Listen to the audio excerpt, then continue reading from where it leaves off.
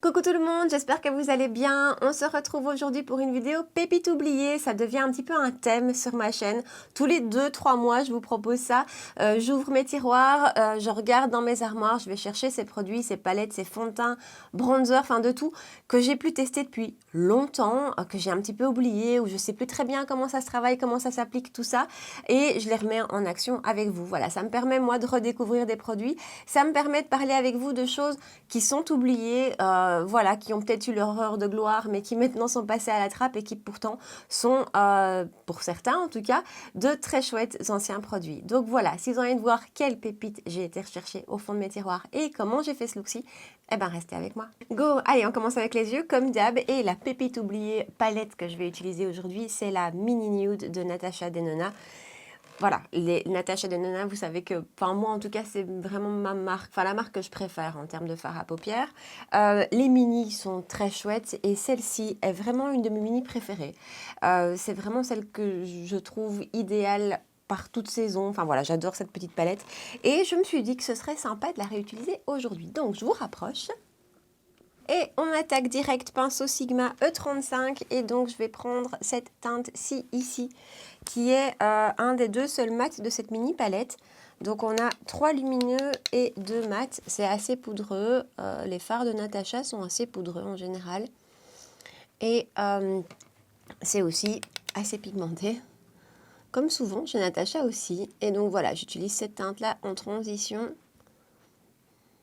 Ce que je trouve assez sympa avec les mini palettes, d'abord, c'est qu'elles ont un prix relativement abordable. Ensuite, c'est des palettes faciles, il n'y a rien à faire quand on se retrouve devant une mini palette, que ce soit une Natasha ou une autre. L'inspiration vient assez vite, voilà, on sait assez vite ce qu'on va faire. Et ensuite, je trouve que celle-ci, par exemple, donc il y a 3 lumineux qui sont tous les 3 d'une superbe qualité. Et on peut se faire du coup avec ça des make-up mais hyper rapides. Genre simplement cette teinte-ci en creux de paupière et un lumineux partout. Et voilà, c'est à peu près d'ailleurs ce qu'on va faire. Et mais qui ont tout de suite un super beau rendu, qui sont super rapides à faire. Enfin voilà, moi c'est vraiment des palettes que je trouve absolument magnifiques. Alors ensuite, je vais prendre cette teinte-ci ici, au doigt. Les lumineux, moi c'est toujours au doigt.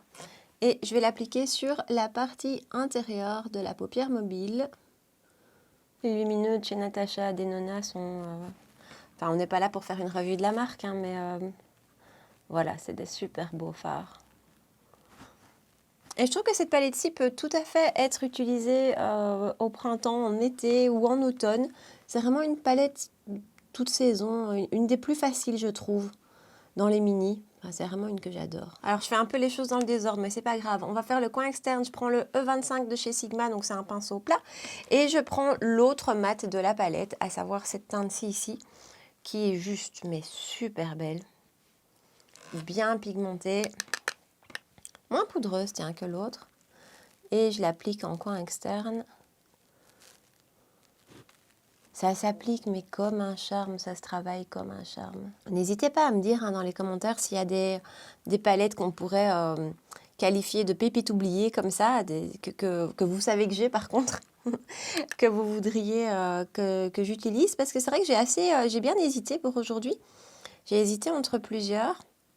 Et donc voilà, s'il y en a que vous avez envie de voir particulièrement, je fais ce type de vidéo, je ne vais pas dire régulièrement, mais ouais, de temps en temps. Donc si pour la prochaine, vous avez envie de voir une palette en particulier, n'hésitez pas. Ensuite, le fard qui, je pense, est le plus beau de la palette. Moi, je l'adore, ce fard. Il est juste magnifique avec plein de reflets à l'intérieur, il est vraiment très très beau. Et donc lui, je le mets plutôt sur le centre de la paupière. C'est un fard que je mets aussi beaucoup sur toute la paupière mobile en général. Et parce que j'ai envie d'illuminer un petit peu tout ça, je trouve que ça manque quand même de lumière, je vais prendre le champagne qui est là et je vais le remettre en coin interne. Et enfin, ça manque d'un petit trait de crayon, donc je vais utiliser un de ces crayons chez Charlotte Tilbury. Je peux pas dire que c'est très très ancien comme produit. Après, moi, mes crayons, je les termine, je vais pas dire assez vite, mais voilà, j'ai pas de très vieux crayons dans ma collection. Mais c'est un crayon que j'adore, qui va super bien d'un point de vue teinte avec cette palette. Donc, c'est les crayons double embout chez Charlotte Tilbury, où on a un côté mat, un côté lumineux. J'utilise quand même beaucoup moins le côté lumineux. Et c'était le duo Copper Charge. Voilà, et donc avec le côté mat, je vais faire un léger ras de cils. Et voilà pour les yeux pour l'instant, je vous éloigne et on passe au teint. On passe à la base, je vais utiliser une base de chez Ciaté, c'est la Watermelon Burst. C'est une des rares bases hydratantes que j'ai dans mes tiroirs et que j'aime beaucoup. En fait, j'ai celle-ci et la Hydro Grip en base hydratante voilà, que j'utilise, même si c'est pas ce que j'utilise le plus. Je suis plutôt base plutôt mate ou flottante. Mais celle-ci, je l'aime beaucoup. D'abord, elle a une odeur, hein, elle sent la pastèque. Et ça, j'aime beaucoup. Et en plus, c'est une base hydratante, mais qui ne fait pas graisser particulièrement. C'est presque de l'eau quand on l'applique comme ça. C'est presque de l'eau. Elle a vraiment un côté très hydratant, très agréable et qui, je trouve, fait bien tenir mon make-up. Donc voilà, j'avais envie de la ressortir. Et elle sent juste divinement bon. Ciaté, il y a quand même des chouettes produits dans cette marque. On n'en parle pas beaucoup. J'avais bien aimé un de leurs fonds de teint. Voilà, cette base-ci, ils ont fait toute une collection comme ça autour de la pastèque. Cette base-ci est vraiment très très chouette. Alors on passe au fond de teint. Et là, ça fait vraiment longtemps que je l'ai plus sorti de mes tiroirs. Et pourtant, c'est un tellement beau fond de teint. C'est le Power Fabric de chez Armani. Donc c'est le fond de teint d'Armani qui a un fini... Il est dit mat, je dirais plutôt semi-mat. Hein. Donc fond de teint, longue tenue, haute couvrance, SPF 25 que j'ai en teinte 3,5, 3,5. Je le secoue un petit peu. Et je vais en mettre 2 pompes dans ma petite coupelle. Et je vais l'appliquer directement à l'éponge. Je suis dans ma période éponge pour les fonds de teint. Alors il est un petit peu foncé pour moi. C'est un fond de teint que j'aimais bien utiliser en été plutôt. Je l'avais ressorti d'ailleurs un petit peu l'été passé. Donc voilà, maintenant ça va quand même, ça marche quand même. C'est un fond de teint qui est super léger à porter. Un fond de teint qu'on ne sent pas comme ça sur la peau. Qui a un fini, je vous dis plutôt, je trouve semi-mat. Qui a une jolie tenue, qui a un super beau rendu. Voilà, qui s'applique, vous voyez, franchement en 2 secondes. Et qui vraiment fait un effet sur la peau. Fait vraiment une belle peau en fait. C'est un fond de teint que j'aime beaucoup et que je n'ai plus utilisé parce qu'il y a tellement de fonds de teint qui sortent que là ça fait quand même plusieurs mois hein, que je ne l'ai plus sorti. Après je l'ai presque terminé parce qu'à l'époque je l'avais vraiment beaucoup utilisé. Donc je vais peut-être me fixer un objectif de le finir en fait. Je vais peut-être le ressortir et me fixer comme objectif de le terminer. Mais donc vous voyez son rendu. Il vient vraiment parfaire la peau, je trouve. La couvrance est plutôt moyenne, hein. C'est pas du tout une haute couvrance. C'est pas ce qu'ils donnent. Ah si, ils disent haute couvrance, moi je trouve pas. C'est plutôt une couvrance moyenne, mais qui est super belle. En fait, c'est génial pour moi de faire ce type de vidéo parce que vraiment, je crois que je vous le dis à chaque fois, mais pardon pour le côté flou. Je redécouvre complètement des produits. Et à chaque fois, après chacune de ces vidéos, les produits que j'utilise avec vous se retrouvent dans ma routine pendant quelques semaines parce que je les ai complètement redécouverts. Et ici, même chose en fait, qu'est-ce qu'il est beau. Il y a un effet flouteur aussi, hein, il vient vraiment fondre les pores alors que la base que j'ai utilisée en dessous n'a pas du tout cette vertu-là. Et donc voilà son rendu, vraiment. Je le redécouvre complètement. Enfin, je savais qu'il me plaisait, je savais que je l'aimais. Hein. Mais en le revoyant appliqué comme ça et en l'ayant appliqué, je le trouve magnifique.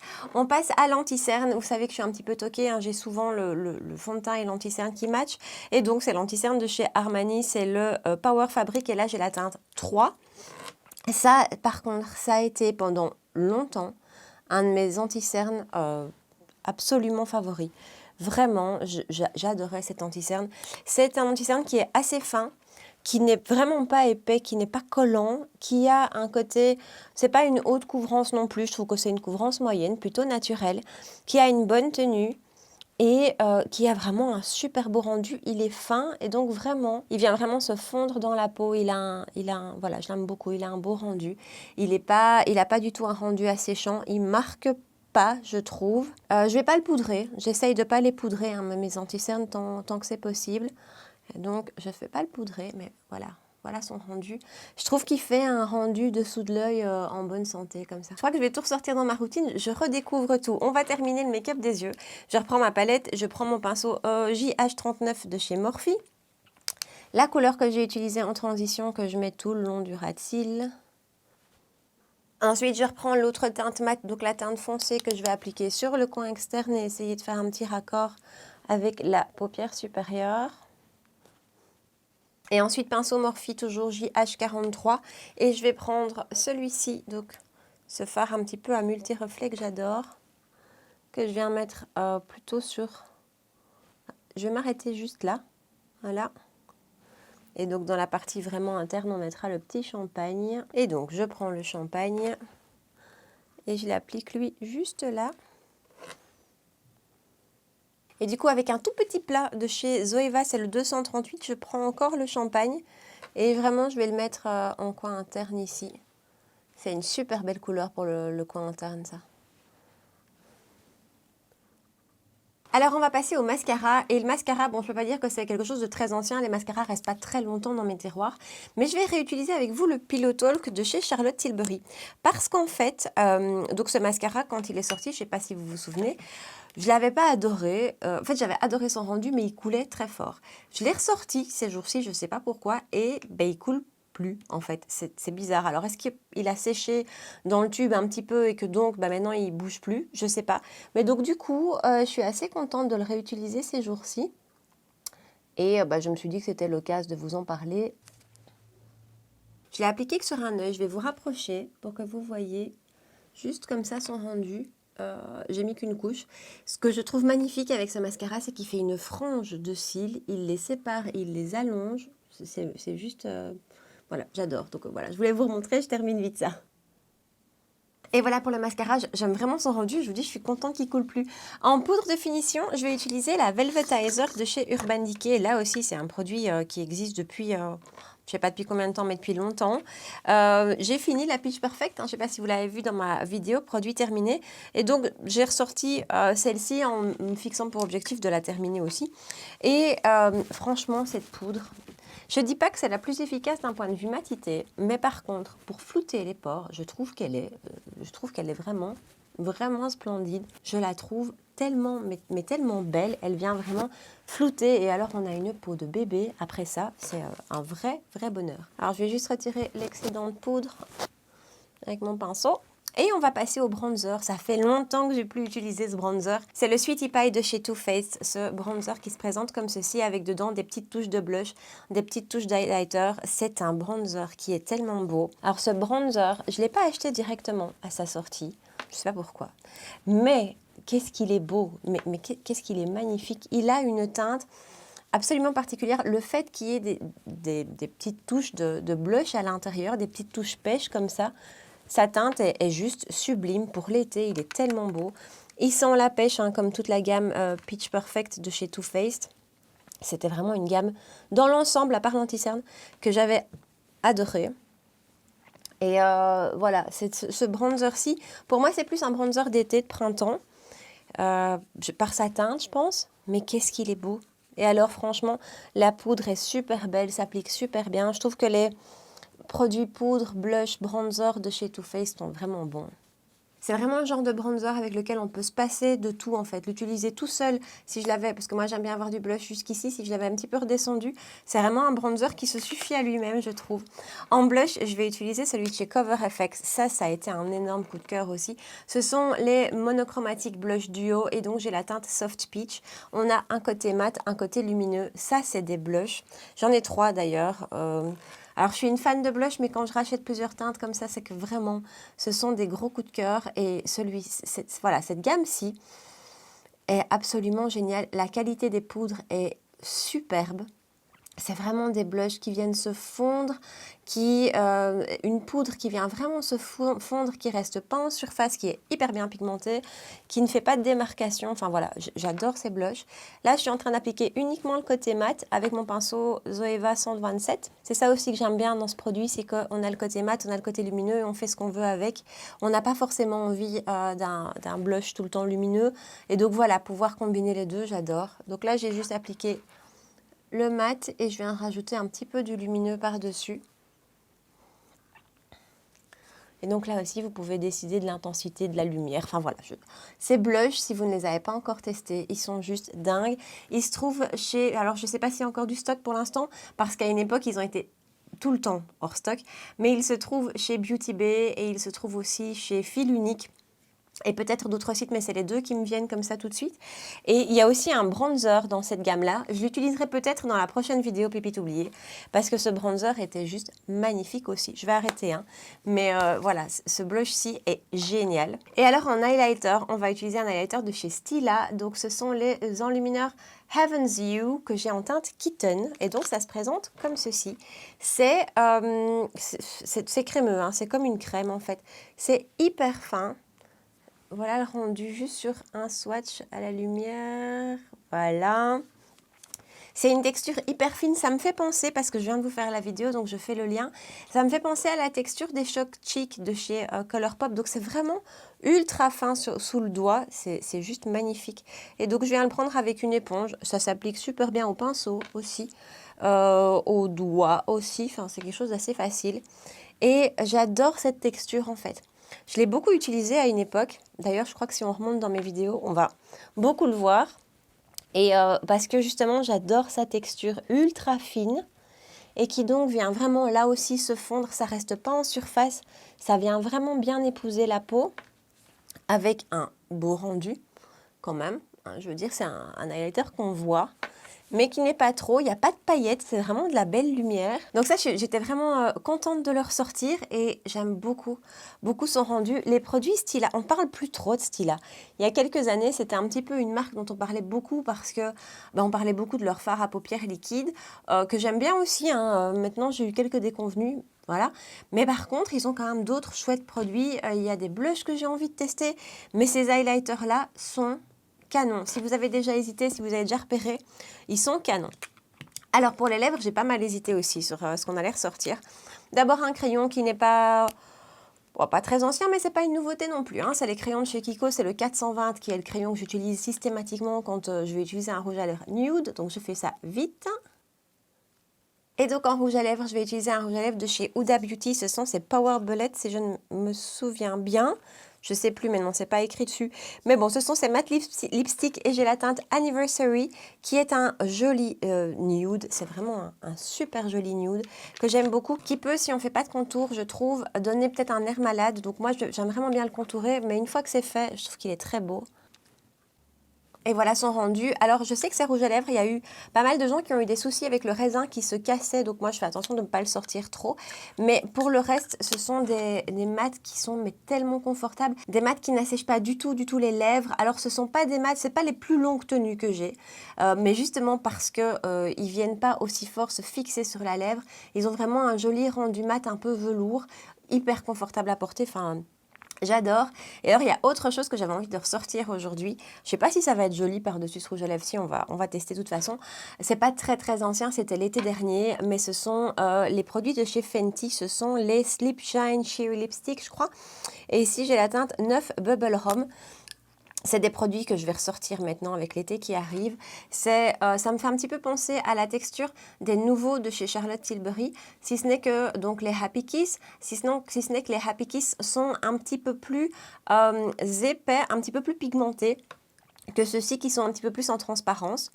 Mais au confort, c'est vraiment le même type de produit. Et donc oui, les Happy Kiss, j'en ai... J'ai fini par craquer, hein, on en parlera bientôt. Mais donc voilà, donc j'ai envie de ressortir cette teinte-ci. On va voir ce que ça donne. Ouais, et en fait, ça match assez bien avec l'autre rouge à lèvres et c'est tellement confortable, c'est tellement gai à porter. C'est des produits que j'adore, ça. Un petit peu de spray de finition, c'est pas une vieillerie non plus, c'est ceux de chez Urban Decay, mais je n'ai toujours que 1 voire 2 sprays de finition en cours. Donc, j'en ai pas d'anciens. Et voilà le rendu final du look rouge à lèvres et cheveux remis en place. J'espère que vous avez passé un bon moment avec moi et que le résultat final vous plaît. J'aime beaucoup faire ce genre de vidéo parce que vraiment, ça me permet de redécouvrir complètement en fait certaines choses. Et donc aujourd'hui, je dois dire que ces deux produits-ci, je les redécouvre. Alors je les avais réutilisés il y a quelques mois, mais je teste tellement de fond de teint que j'oublie assez vite. En plus, j'ai une très mauvaise mémoire. Donc voilà, mais donc ça, c'est une vraie redécouverte. Et vous savez que j'ai à côté de moi une petite desserte avec mes produits que j'essaye d'utiliser plus pour le moment. Ces deux-ci, je les réintègre et je vais essayer de les terminer parce que voilà, je trouve le rendu absolument magnifique. Depuis que j'ai appliqué l'anti-cerne, il n'a pas bougé. Non, il n'est pas allé se coincer dans les petites ridules là. Il n'a pas bougé, il est vraiment beau. Le fond de teint est juste fond de teint est magnifique. Vraiment, ça, c'est une redécouverte. C'est un petit peu comme si je l'avais jamais utilisé. Donc, j'adore le bronzer. Ce bronzer pour le printemps, l'été, je vais le ressortir encore cette année parce que je le trouve magnifique. Les blushs de chez Cover FX, ça pour moi, je veux dire que c'est pas une redécouverte parce que je tourne beaucoup dans mes blushs. Hein, j'en ai tellement que je tourne beaucoup. Et ceux-ci, je les adore, donc je les utilise régulièrement. Mais si vous les avez pas encore testés, ils sont dingues. Le bronzer dans la même gamme est magnifique. L'highlighter de chez Stila est juste super beau. Là aussi, je le ressors, je pense. Et voilà, pour le reste, la palette de chez Natasha, elle est très très belle. C'est les fards Natasha Denona, c'est hyper facile, c'est portable au quotidien. Et ça, en fait, en reportant, je me dis, mais qu'est-ce que c'est confortable quand même comme produit. Donc, je suis assez contente de les avoir ressortis. Et les Slip Shine de chez Fenty, je les ressors pour cet été, c'est sûr. Voilà, en tout cas, j'espère que la vidéo vous a plu, que le concept, que le thème de cette vidéo vous plaît. Comme je vous le disais au début de la vidéo, s'il y a des palettes que vous avez envie que j'utilise comme ça dans ce thème de vidéo, n'hésitez pas à me le dire dans les commentaires. Rejoignez-moi aussi sur Instagram pour qu'on puisse papoter ensemble. Si vous avez passé un bon moment avec moi, laissez-moi un petit pouce bleu sous la vidéo et n'hésitez pas non plus à vous abonner à ma chaîne. On se retrouve 2 fois par semaine pour des vidéos make-up. Voilà, en attendant, je vous souhaite une super belle soirée et je vous dis à très bientôt. Ciao!